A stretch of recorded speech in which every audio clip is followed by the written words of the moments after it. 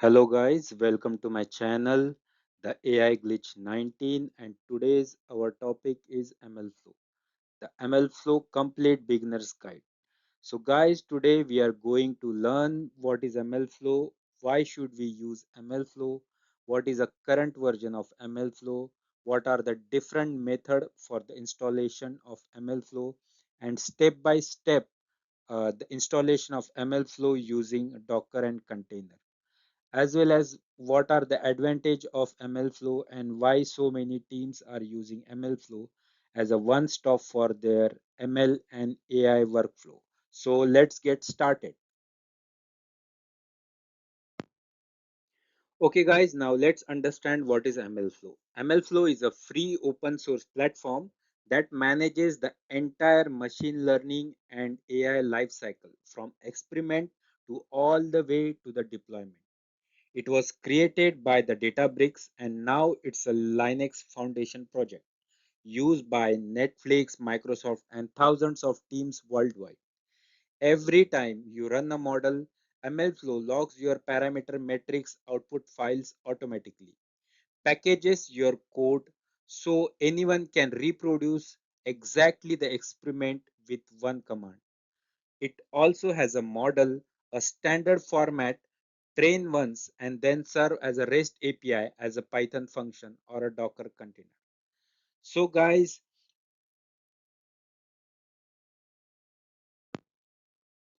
okay guys, now why we should use the ML flow. Here is what ML work looks like without the ML flow. And it is like experiment lives in spreadsheet. You are digging through old notebooks. You cannot tell which model is in production right now. And with the MLflow, every run is autologged. One line of code, mlflow.autolog, that's it, you are done. You get a full UI to compare 100 runs side by side, filtered by metrics, sorted by accuracy in a second. Every artifact, weights, plots, chart is saved and versioned automatically. Instead of a 2-day deployment ritual, a one command makes your model lives in REST API. This isn't a nice to have. MLflow teams shift faster and avoid the classic issue like it works on my machine but not in production.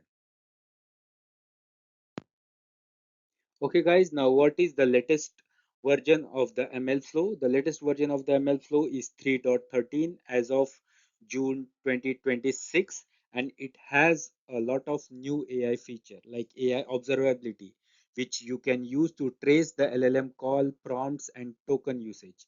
LLM as a judge, it will auto score your agent quality, safety, and responses. Prompt registry, you can version and manage your different prompt and share them with your teams. Multimodal tracing, as for the multimodal support, it can even save your images, audio, and PDF as a trace. AI gateway and guardrails, it's a unified LLM access which can control your budget limits. Agent tracing, as most of the agentic AI, it can store all your agentic call, their traces, and their thinking in a single trace file. Okay guys, now let's understand the different way to install the MLflow. The first one is the simplest way, the pip install. If you are doing the POC or development work, then you can use this for the faster setup. It works everywhere and you can always pull the latest version with the pip install MLflow command. The second is the Conda environment. So if you are working in a Conda isolation environment with the Conda data science stack, you can use this command. Third is the production ready Docker pull with a zero local setup, fully isolated and production ready setup. And fourth is the Databricks, which is pre-installed with the MLflow. You just have to use it. You don't need to set up it, manage manage the tracking, and it has all the enterprise features with the Databrick licensing. Okay, guys, now let's understand the Docker installation of the MLflow. It's a four-step process. So first step is to pull the Docker image of the MLflow from the MLflow official GitHub repository using a Docker pull command. The size of this image is nearly 500 MB, so it will take a little bit time, depend on your network bandwidth. Second is run the Docker image. So for running the Docker image, you have to run the command docker run -p with the port, that is a default port which I have mentioned 5000, as well as MLflow server and host. Host I have given here 000 because I want to start the MLflow on my local host.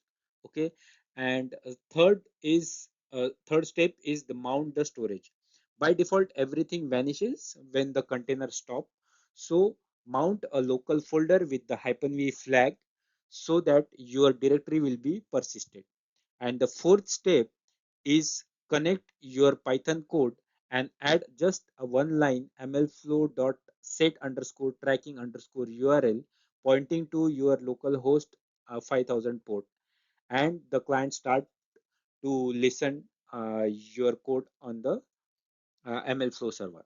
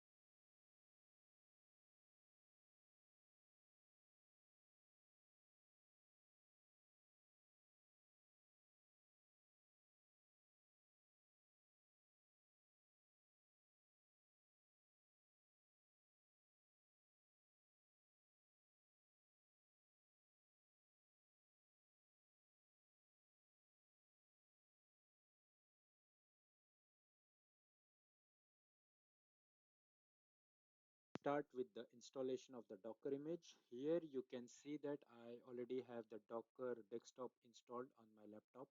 Here are the two images, and you are not able to see currently the MLflow and the Postgres uh, images here. So what I have done is I have created a folder, and in that folder I have created the two file. One is the Docker file and the Docker Compose file. So let's open the Docker file and understand what is inside this Docker file. So if you open this Docker file, what I am doing is I am pulling the image from the MLflow repository, the latest version, as well as what I'm doing is inside that image, I want it should connect to the Postgres database. So for that, I am also installing the Postgres adapter within this image, and it will create an image with latest MLflow image as well as the Postgres adapter. Okay, now second file is the Docker Compose file, and this is a very important file. If you see this file, you can see that I have mentioned here the two services, the PostgreSDB and the MLflow server. Here I have mentioned all the parameter to pull the image of the Postgres. Also, I have given a timestamp to start the Postgres image, and here below you can see that I have mentioned the MLflow server, and in the MLflow server what I'm doing here, I'm just starting the MLflow container, and I'm giving a backend URI so that the MLflow will talk with the Postgres database and push all the logs to the Postgres database. And I'm starting the MLflow with this MLflow command. Also, I have mentioned the network so that both the containers can talk with each other. Okay, and the volume storage is mentioned as the Postgres data. Okay, guys, so these are my two file. Now let's get started with the installation. So installation is simple. Once you have created these two files, what you have to do is just make the Docker compose up and build the two images. So you can see that it is currently pulling the images.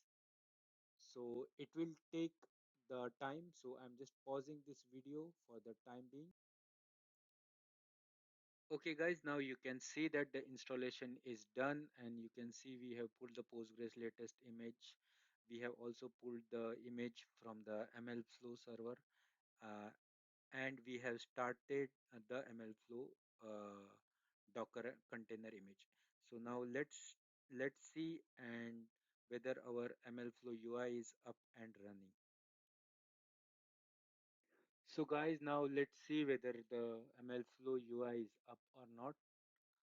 And here you can see the MLflow UI is up with the latest version, and you can see the two different tabs. One is for the Gen AI, one is for the traditional ML model training.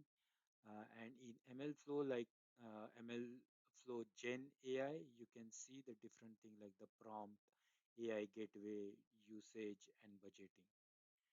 So this is the installation video only, guys. Okay, guys, here you can see the 5 line code through which you can track your model.